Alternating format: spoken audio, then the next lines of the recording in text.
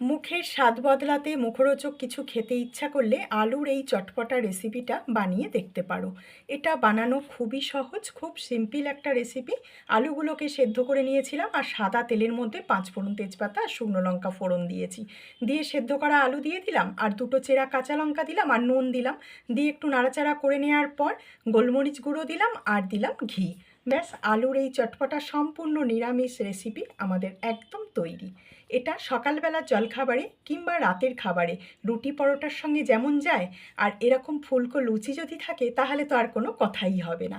আজকের এই সহজ সোজা রেসিপি আশা করছি তোমাদের খুবই ভালো লাগলো। ভালো লাগলে তোমরাও বাড়িতে ঠিক এইভাবে একবার বানাও, আর বাড়িতে বানালে কমেন্ট করে জানাতে কিন্তু ভুলো না রেসিপি তোমাদের কেমন লাগলো। ভালো লাগলে একটা লাইক করো, আর বন্ধুবান্ধব আত্মীয় স্বজনের সঙ্গে অনেক অনেক শেয়ার করো। ভালো থাকবে, সুস্থ থাকবে। আবার তোমাদের সঙ্গে দেখা হচ্ছে নতুন রেসিপি নিয়ে নেক্সট